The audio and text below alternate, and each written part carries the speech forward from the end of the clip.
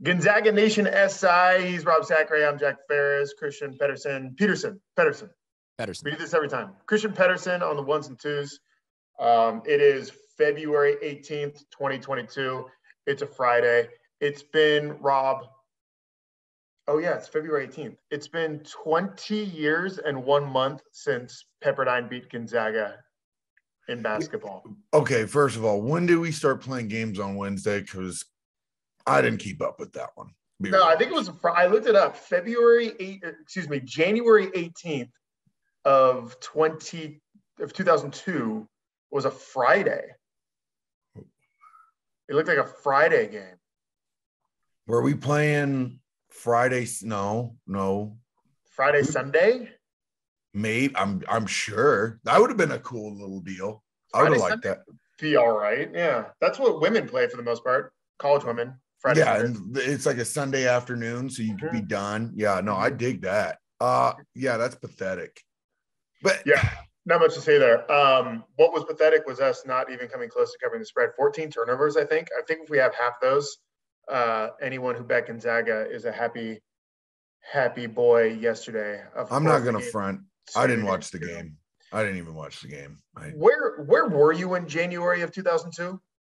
Ooh. Canada. Yeah. Okay. I know. I'm just. Was it the 7th grade? Yeah, you must have been in 7th grade because I was in 8th grade. Okay, 7th grade, Canada. I was getting in trouble for bringing lowrider magazines into school. Did you guys have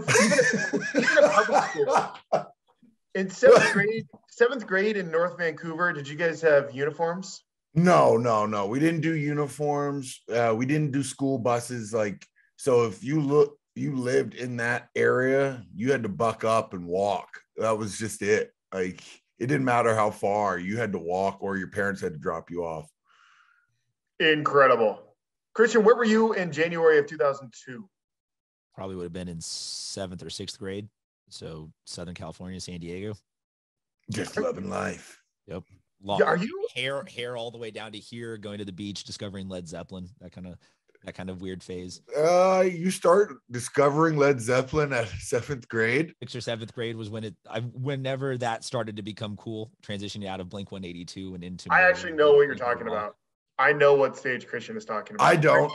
I don't. Christian, my question to you is, were you the self-discovery music guy, like going back decades and discovering, say, like a Led Zeppelin, Bob Dylan, but then also didn't smoke weed?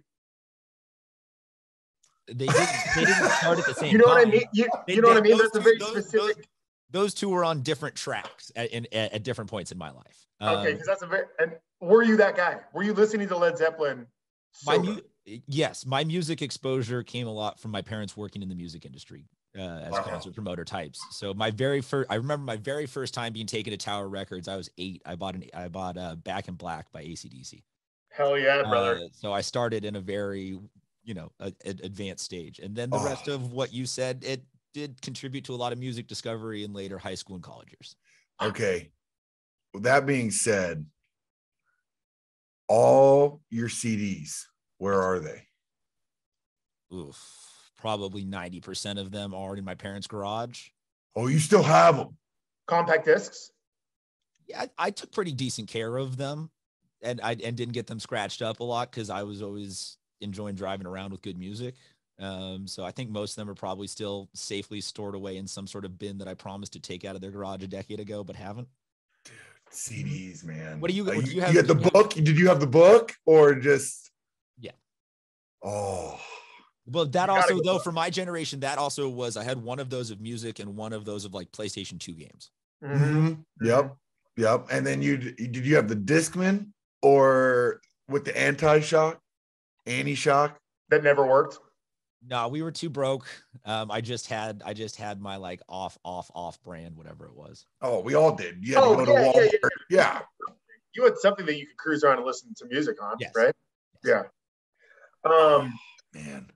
My first CD, I think, was the Toy Story soundtrack.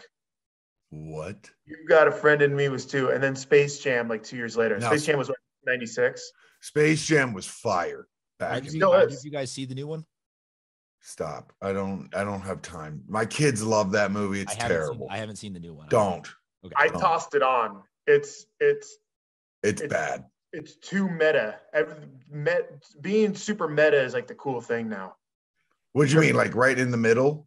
Dude, no, they're fighting for like the future of Warner Brothers intellectual property, for good or for bad. So like watching the final game is like Harry Potter characters, all Warner Brothers stuff. It's very weird.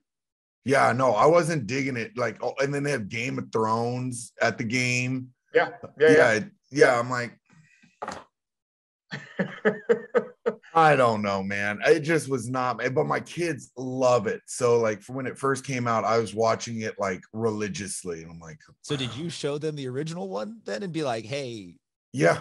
I'm like, this is way better. Toon Squad looks a little bit better. Pepe Le Pew's still on there. Oh, hey, problematic, my man. Problematic. I know. I'm getting them tattooed. Where? On my leg. I have a cartoon leg.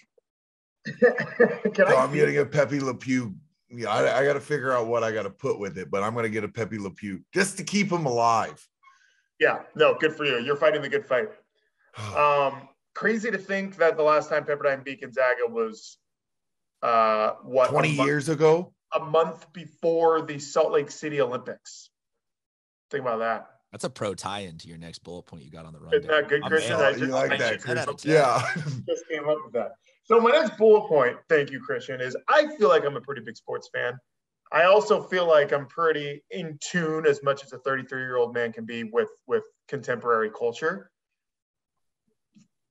Those two combined mean I'm generally pretty always into the Olympics. I'm into the Olympic storylines and all that jazz, the human interest stories. I could not give less of a you-know-what this go-around. I don't know if it was the time difference. I don't know if my personal life took over. I don't know if I enjoy the curated Olympics that NBC gives me every night. But I want to know if I'm alone. No, I think it's part of it is like you're seeing a ski slope in the middle of like industrial part of Beijing that doesn't really seem very winter-esque. You're just seeing like these big old like nuclear plants right next to the like ski jump or whatever. You're like, that looks the silos. Wonderful. Yeah, I don't even know. Maybe that has something to do with it. Maybe it has something to do with we just watched the Tokyo Games like 5 months ago, and we need more buffer zone. I think you hit it on the head when you said the curated Olympics. Peacock has become much more of a thing in the last 2 Olympic broadcasts than it ever was beforehand. And I always found the way that you get invested in the Olympics is it's just on in the background. And then you come across like, oh, like the Slovenian dude's going to win a cross-country ski race. I have 3 minutes to care about this. I'm going to care about this for 3 minutes. Oh, what a fun story.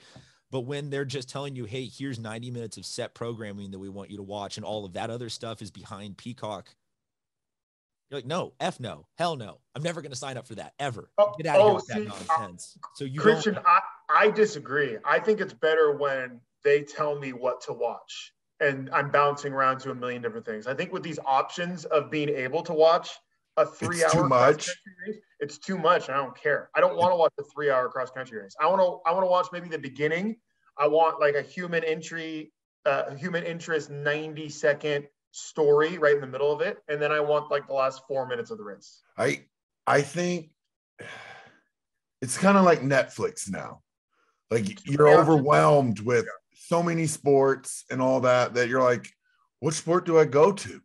I don't know. And instead, like back in the day, you were just flipping and you had like 2 channels to flip through for the Olympics. And you're like, all right, well, I'll just watch whatever that they're giving me. I completely agree with you, Jack. But they would be giving you stuff all day long, so it could just be background noise. You didn't have to. I know that those cross-country races can last 3 hours, but you didn't have to be like, And they jump from another sport. They would just jump around sports for those live times. And that's where when you would sit down for a 12-hour block of just randomness throughout the Olympics, I think that's where you could get the middle block of America to actually pay attention to it, because there's nothing other good on during 2 to 5 p.m. Like, you're not going to watch daytime soap operas. You're just going to have the Olympics on in the background. Dude, there's still people from Days of Our Lives on daytime soap operas. Stop. They've been going 30 years strong. I mean, don't disrespect daytime soap operas. My grandmother watches them religiously still. My apologies. Yes. But I think that the Peacock, yes, I like when they do hand you, hey, here are the best stories and the human interest stories, but it's the inability to just flip around the channels and watch without paying that $7.99 or whatever it is that I think gets a lot of people just turned off. Yeah, I don't know, because it obviously sucks with the Olympians who spend their entire lives for those 2 weeks to get the exposure. And 20 years ago, back when Pepperdine was able to beat Gonzaga, like Salt Lake City, that was like peak American Olympic interest, I feel like. Maybe it was because I was like 13, 14, but I remember it as like, you watched Olympics every single night. What do you remember the most from the Salt Lake City Olympics? Like, is there an event that you remember singularly? Honestly, and I'm not making this up because there's a ton of documentaries about it now, but I remember, Rob, remember this, the controversy of the Canadian ice skating couple who got robbed. No, but I remember what year. You know what I'm talking about, Christian? It sounds vaguely familiar. I remember the Canadian guy, snowboarder, who got busted for smoking weed. That was a big deal. I remember that. That was because I was getting Canadian stories. Was that Salt Lake City? Was it Salt Lake? I was in elementary school. Yeah, so Salt Lake probably. You got busted for smoking weed, and that was a big deal. It's also awesome because it was, mountain time zone, almost Pacific time zone. It was like right in our backyard. Similar situation with the Vancouver Olympics. I think that's what it is, Jack. You just want it on your time zone. No, totally. I think you're right. I get notifications now anytime there's any kind of American that wins a gold medal or silver. Gold, silver, or bronze medal. You know what I mean? It could be 3 in the morning. It could be 2 in the afternoon. And then I'm over it. I don't want to watch it. So the information's too available. Does that make sense, Christian? No, you're overwhelmed with information. But I feel like Christian's going the other direction. No, now I'm just interested in this story from 2002. They win their first medal for Canada in this event in 42 years, and then end up just getting robbed. Yeah. What a rough day in Salt Lake too. Yes, who's robbing them? And it was the French judge who was brought up on corruption charges. She had an agreement with the Russians. Yeah, there's all sorts. That's right. There's all sorts of levels. That's right. How is this not a 30 for 30? Dude, it is. There's a couple of documentaries that just came out on it. It's fascinating. Fair enough. I'm in. And those Russians. The French judge got a lifetime ban because watching it, it was painfully obvious that the Canadians were the best. They had the Russians were very technically good, but they were like robotic. And we needed Dan on this. This is figure skating. We should have asked this to Dan. Can I ask also, are the Summer Olympics easier to get into than the Winter Olympics? Yes, I do. I think there's sexier sports, if that makes sense. You know what I mean? Track and field is so much cooler. Hoops always helps. Watching. Well, there's just more sports. You can only do so much in winter. There's more fun sports. Like biathlon is cool for legit 7 minutes before you're over it. What if they brought all the indoor sports? The guns need to be bigger in biathlon. Yes. What if they brought all the indoor sports for the Winter Olympics? I've maintained basketball should be a Winter Olympic sport because ping pong, arena soccer, handball, all that type of stuff. Everything that's in. Rob, you might be onto something. Like that could legitimately change the landscape of the Olympic Games. If you're talking about 30 more sports added to the Winter Olympics, think of all the TV money you just made them, man. 100%. You're just sitting because it's all in arenas. Why do they you could bring? It's all indoors. Why can't you do that? Most of those are played in the wintertime anyways. When do esports make their way into the Olympics? When does Call of Duty make its way into the Olympics? Esports, I'm not ready for that world yet, man. I'm still too old to adapt to, like, people are getting scholarships playing video games and making like astronomical money playing video games. Guys, I just had a profound thought on the Olympics. Go with me there. Christian, pick up the weed if you have it. Okay. The Olympics used to matter so much for like the last 150 years because it made the world smaller. You know what I mean? All these different countries, all these different cultures would gather together and go after the same goal. They'd all have the same interest, right? I see your light bulb, Jack. I know where you're going with this. Maybe because of the internet and because of the world shrinking in and of itself, we just don't need that as much as we did. Agreed. 10, 15, 20, 100 years ago. You know what I mean? So it's like, oh, cool. The Olympics are on. I don't need to connect to South Korea as much as I did 20 years ago because I just watched, 10 hours of, what was that Netflix show? You know what I mean? Squid Games? I have a pretty good idea of South Korean culture by myself just because I have Netflix. Yeah, I'm watching Squid Games, and that's South Korea for you in a nutshell. You know what I mean? That was yeah, I do. like, I get it. No, I get it. Athletic and that's their Olympic Games to qualify. That is kind of the South Koreans Olympic Games. Anyway, I got something. I know this is completely off topic, but we threw it out. I was flipping, turned on my Netflix, and it gave me. They are going up to $20. Yeah, that is absurd. Part of life, dude. I don't understand why Netflix needs inflation. Netflix is like in the hole in a big way. Netflix is in a ton of debt, but it's by really. It's by design. Yeah, they don't want to pay taxes or something. Well, no, yeah. They just throw so much money at production projects. Well, their movies are getting shittier. I'm like, they need to like. But does it matter? Because Netflix is TV now. Netflix. I know, but I don't need. The podcast I'm here for is Rob reviews mediocre at best Netflix movies. Just a mystery science. Dude, they have pumped out so many Netflix movies that I'm like, when they first started making their own movies, I was like, I can dig it. Like Netflix is bringing some A game. Now, some of the shit they put in TV shows or limited series, isn't that where the vibe is? They're definitely throwing money at big time movies, like Oscar baity movies, like Look No Further Than Don't Look Up, Roma, all that stuff. Like they definitely produce some movies with the idea that they're going to win a golden statue. So I don't know, Rob, if they are definitely producing movies at a much higher clip than they were 10 years ago. 5 years ago. I don't necessarily know if the quality is suffering. Sure, they're making a ton of bad movies, but they're also, for every like 10 bad movies, there's a decent movie out there. No, I get that, but my whole thing was Netflix was like, oh, 7 nights. That's when we talked about the show on Tuesday. We were talking about this. Like, it's in your bank account. You're not really looking at it. It's like, oh, $7. Okay, I can. But $20. Is Netflix the only one you subscribe to, or what's your streaming ecosystem? I got to get rid of Star. I think I'm still subscribed to Star. Stars.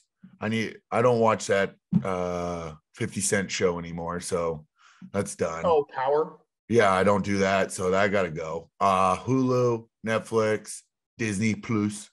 Yeah, I can't remember. Did we already have this conversation? Did we have this conversation on the podcast? We had this on our podcast, but we didn't. But I can't remember. I think that's all I've subscribed to. And I've been told you can't have children without subscribing to Disney Plus. For sure. Oh, that was the first thing when it came out. I was like, done, we're on. But I was pissed because I was like, I bought all these damn Disney movies now, and it's pointless. I don't know. But this goes back to your last point, Jack. Oscars or Olympics? Damn. Yeah, so you guys are some pro-ass hosts. Yeah, we've worked together a couple years now, but yeah, that actually worked about as well as anything's ever worked. So don't give us too much credit. Yeah, I don't know. They talk about cultural pillars, the Olympics and the Oscars. The Oscars was can't miss television forever. I can't remember the last time and I'm a movie guy. I can't remember the last time I sat down and watched the Academy Awards front to back. I can see you watching don't get offended, Jack, but I can see you watching red carpet. The red carpet. That's your thing. I don't know. That's not necessarily. But dude, okay. Quick story here. Boy. Christian, I used to work at a station called KXLY up in Spokane. It was the ABC affiliate. And I think the statute of limitations is passed. I don't think people would mind me telling this story. So we had a reporter who was fired. She was just the worst. She was just, it was a bad situation. She got let go. Before she left the station, she was from San Diego, Christian. Before she left the station, glad we can leave a good impression on you. Yeah, she applied for media credential to the Oscars and got it using KXLY's letters. Love it. Which is why would a Spokane affiliate ever send people to cover the Oscars? It just makes no sense. It costs money. She hired a shooter, which is like $500 a day or something ridiculous. And she was at the red carpet interviewing people. God bless her. Post. I said the same thing, Rob. And our news director was so pissed. And I don't think she could ever be hired at an ABC affiliate ever again, because she ran up this tab of $1,000 and no one could pay it. Yeah, but she got her content. Yeah, and she got her good B-roll, and yeah, it's hilarious. So God bless her. Anyway, I don't really care about the red carpet. I do care about the Oscars as an institution, but not as much as I did 5 or 6 years ago. That blows my mind how liberal you are, that you believe that the Oscars is a thing. Yeah, you love that institution. It doesn't. I know. I'm a complicated guy, Rob. I see that. I miss the Oscars mattering and all of us having to gather around the TV and really caring who wins best cinematography. Millionaires getting these gold statues telling them that they're impacting the world, and we're getting these great speeches rich people celebrating rich people. Yeah, 100%. Yeah. That blows my mind that you're into it. I really don't mean that. I just really? That one I didn't see. You weren't growing up? What? It wasn't a big deal for me. It wasn't something I had to I remember, because it wasn't.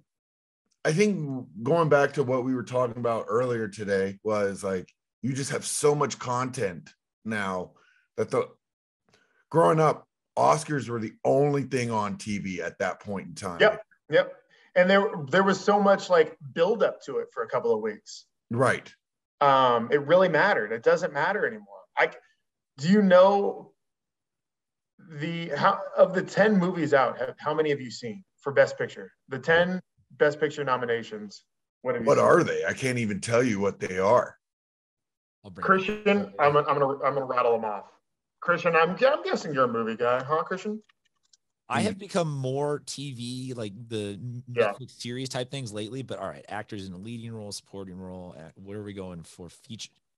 I got him. Oh, you got him? I got him. Are you ready? Go for him. Drive My Car, the Japanese movie. No. I'm guessing that's a no. Okay. Nightmare Alley, Guillermo del Toro, which is available on both HBO and Hulu, so no excuses. Okay. I haven't seen that either. No. Don't look up. Seen Netflix. it. Yeah.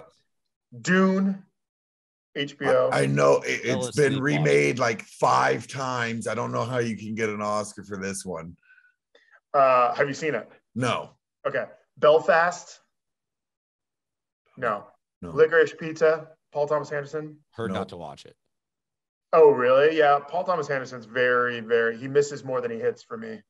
The Power of the Dog, Netflix. Two Netflix original deals on here. No. Okay. West Side Story. Again, has been done multiple times. I can pass. King Richard. Oh, with Will Smith? Yeah. You saw that one, didn't you? Great one. That's good. That's good. And then CODA. CODA stands for Child of Deaf Adults. It's an Apple TV movie, and I effing loved it. It's my favorite movie of the year. Highly recommend it. So anyway. You've done significantly more movie watching than Rob and I have. So here's my thing with the King Richard. Wait, hold on. You guys think I've seen a lot. I've seen 4 out of 10. That's sad. That's terrible. I know. Well, I think it's because there's just more content. More options, yeah. There's just more options. But here's my question with the King Richard deal. Like, when it comes based off true stories, I don't really feel, I think if you can reenact that story really well, then you should get it. But it's someone's life. So it's not a written screenplay type deal. It's like, so I don't really know. So he should share the Oscar then with the source material character? That's what I'm asking. Like, do you bring Serena and Venus up there with you at that point in time? A little aside here as we get close to wrapping up this Friday. They always go by so fast. You've seen King Richard, Christian? Yes. You know the oldest daughter, I think her name is Tundi. She's like 4 or 5 years older than Venus.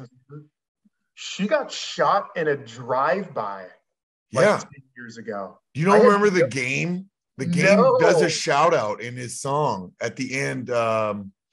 Dream. Remember the song Dream? If you listen to the song Dream by the game, he gives a shout out to her at the end of this song. It's crazy. I'm like, what? She was like 33 years old, a doctor just hanging out in their neighborhood and got killed. Yeah. It's horrifying. Holy hell. I'm reading about the details. I couldn't believe it. No, it's wild, dude. That whole story is crazy. And like, I didn't realize he had more kids. I thought it was just those, but he was spreading his seed like all over the place. I think there's 5 daughters and they're all wild. 5 daughters with her. Yeah. With them. And then he had the movie opens up and he has multiple kids and everything. Him and Dan Dickau are making numbers up there. There we go. All of Dickau's are going D1. So who's going to play? Well, we already agreed. DB Sweeney plays him in the movie. DB Sweeney for sure. It always. Not Tom Hardy. No, DB Sweeney. Okay. He'd have to lose a lot of weight. He'd have to slim back down. Unless you're saying that at one point Dickau was jacked like Bane. No. Tom Hardy's an actor though. He could do it. You've seen him in The Reverend. Does he have a jumper though? That's something he'll have to develop. He was a boxer. Convincing shooting a jumper. That's something you can't fake. You can't fake a jumper. You can't.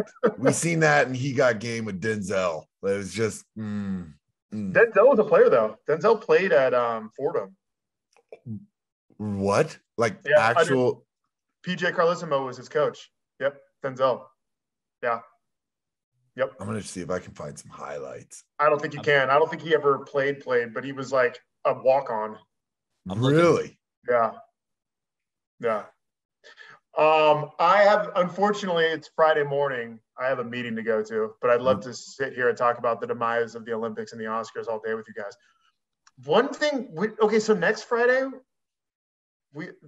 Olympic talk and Oscars talk has been negative. Those are 2 things that have fallen from grace in pop culture. We need to come up with things that have arisen in the last 5, 6, 7, 8 years. That's our homework assignment, and I'll probably forget about it. Gonzaga Nation. I can tell you. He's Rob Zachary. I'm Jack Ferris. Christian on the 1s and 2s. It's always Friday, so I think maybe it's always Hawaiian shirt Friday, but I don't know. I think Christian may just be a Hawaiian shirt guy. Are you, Christian?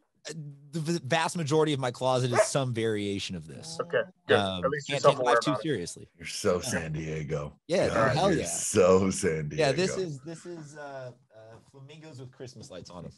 with some cargo shorts in February. Thank you so much, this boys. Is Lululemon sweatpants. You don't say that. You tried to save yourself with like $85 sweatpants. Don't do that. You're a Hawaiian shirt guy. That's I'm cool. just saying it's an odd combo. It's a lack of giving an F anymore. A man wearing Lululemon pants. All right, peace. All right, boys.